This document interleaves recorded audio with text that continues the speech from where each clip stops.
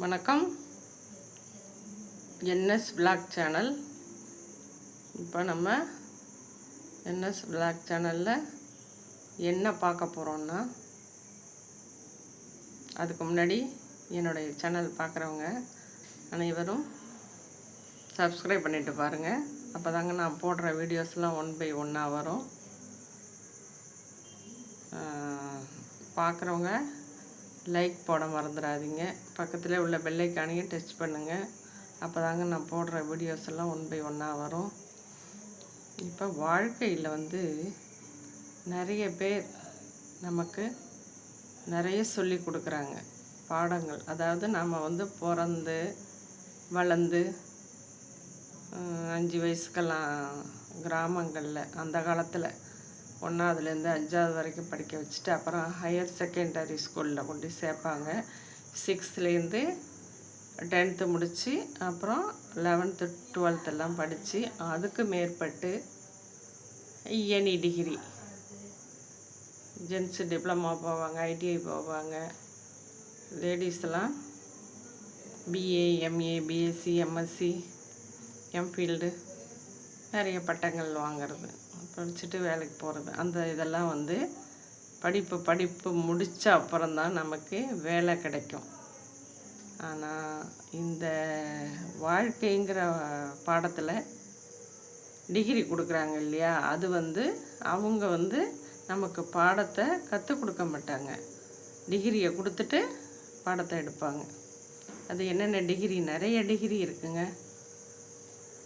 அதாவது லைஃப்பில் அடி எடுத்து வைக்கும்போது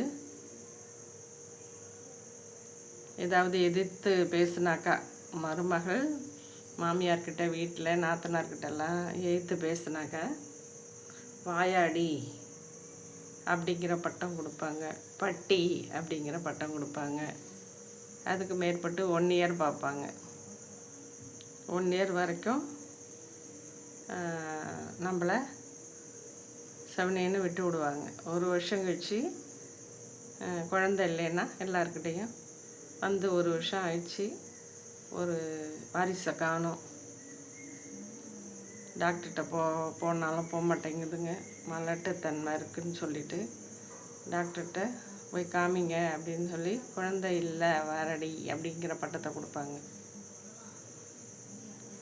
அதுக்கப்புறம் குழந்தை பிறந்ததுக்கப்புறம் எல்லாமே பேரம்பேத்தியை நான் தான் பார்ப்பேன், அப்படி செய்யணும் அப்படி செய்யணும் இப்படி செய்யணும். பிள்ளைங்க பிறந்ததுலேருந்து அதை அப்படி பார்க்க மாட்டேங்கிறா, இப்படி பார்க்க மாட்டேங்கிறா, ரொம்ப செல்லம் கொடுக்குறா, ஏதோ ஒரு பிரச்சனையை வச்சு தீட்டிக்கிட்டே இருக்கிறது. வாழ்க்கையில் நிறைய பாடங்களை பெரியவங்க நிறைய சொல்லி கொடுக்குறாங்க. பத்தாததுக்கு நாத்தனார் கொடுமைன்னு சொல்லுவாங்க. சில இடத்துல மட்டும்தான் அது நடக்கும், எல்லா இடத்துலையும் நடக்காது. நாத்தனாராக இருக்கணும். அதாவது அவங்க வேறு இடத்துக்கு போயிட்டாங்க, விருந்தாடி மாதிரி வந்து தங்கிட்டு போகிறதோடு இல்லாமல் 2 அம்மாவுக்கு போட்டு கொடுத்துட்டு நல்லா மருமகளை கவனிச்சிக்கோ அப்படின்னு சொல்லி கொடுத்துட்டு போகிறது. மாமியார் மருமகளுக்குள்ளே கிரியேட் பண்ணி விட்டு போகிறது. அதை கேளு இதை கேளு, அப்படி பண்ணி வச்சுருக்கு இப்படி பண்ணி வச்சுருக்கு, சுத்தமாக இல்லை, காலையில் எழுந்திரிக்க மாட்டேங்குது, வேலையெல்லாம் அப்படி அப்படியே போட்டுட்டு தூங்குது, எனி டைம் குழந்தை தூங்கும்போது வேலை செய்யாமல் அதுவும் சேர்ந்து தூங்குது. இப்படி தூங்குனா குடும்பம் விளங்குமா? இதெல்லாம் அண்ணாக்கிட்ட சொல்லு, நீ சொன்னாதான் கேட்பான் அப்படின்னு சொல்லி பையன் என்ன பண்ணுவான்?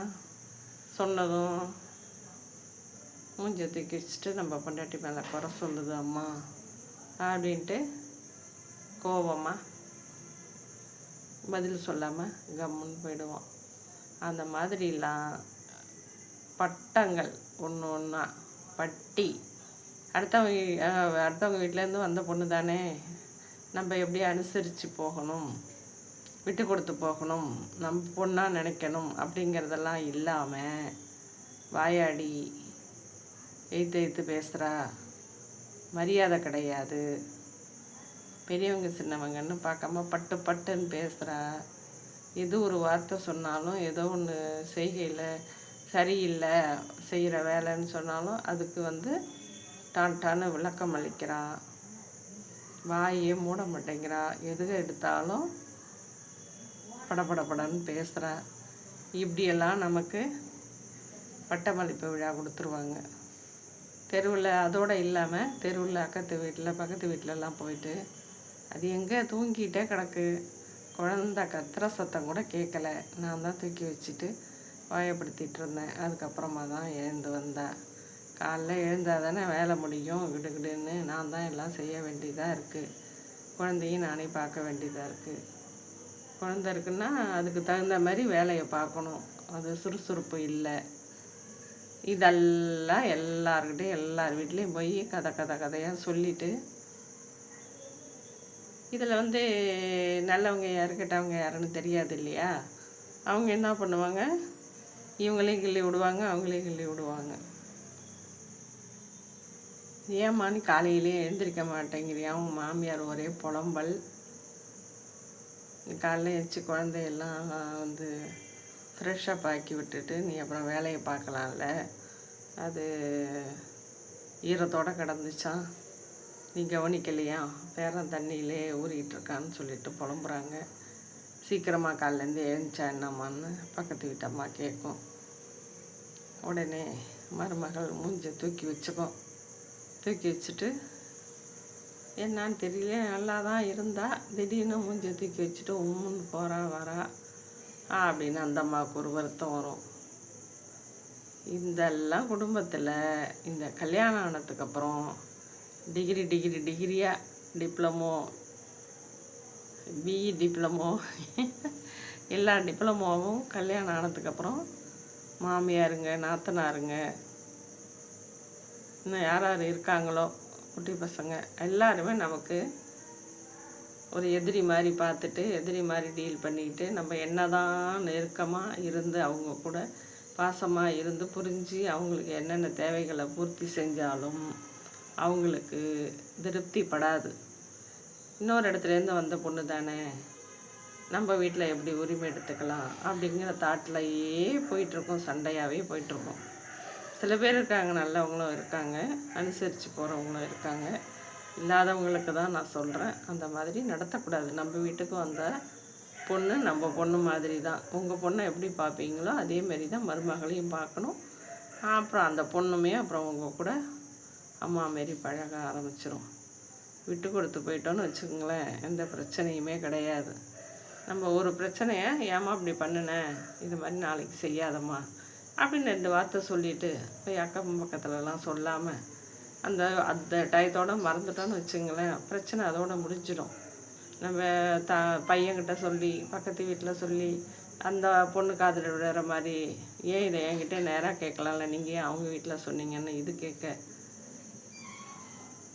அப்புறம் வந்து குழந்தை லேட்டாக பிறந்தா அந்த மாதிரி பேசுகிறது, அப்புறம் யார் வீட்டில் பேசியிருந்தா கதை பேசிக்கிட்டே இருக்குது, தூங்குது, இதெல்லாம் வந்து யாருக்கிட்டேயும் யாரும் சொல்லக்கூடாதுங்க. நம்மளா சொல்லி இந்த மாதிரி செய்யாதம்மா, அந்தமாரி செய்யாதம்மான்னு சொல்லிட்டா செய்யாது.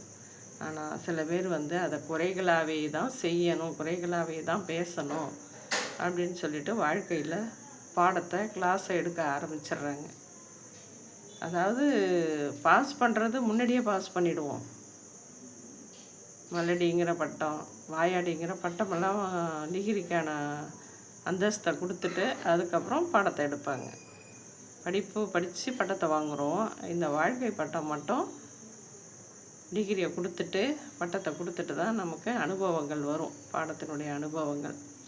அந்த மாதிரி யாருக்கும் நிகழவும் கூடாது. யாரும் அந்த மாதிரி நினச்சிக்கிட்டு இருக்காதீங்க. நல்லபடியாக சந்தோஷமாக வாழ்க்கை ஒரு முறை தான் மனித பிறவி எடுத்து வாழ போகிறோம். அதில் வந்து சந்தோஷங்களும் மன நிம்மதியும் இருக்கணும். அது இருந்தால் தான் குடும்பம் நல்லபடியாக போகும். நிம்மதியான வாழ்க்கை ஓட்டிகிட்டு இருக்கலாம். எல்லோரும் சந்தோஷமாக இருக்கணும். அதுக்காக தான் இந்த நிலைமை. எல்லோரும் நல்லபடியாக இருக்கணுங்கிறது என்னுடைய வேண்டுகோள். இன்னொரு வீடியோவில் சந்திப்போம்.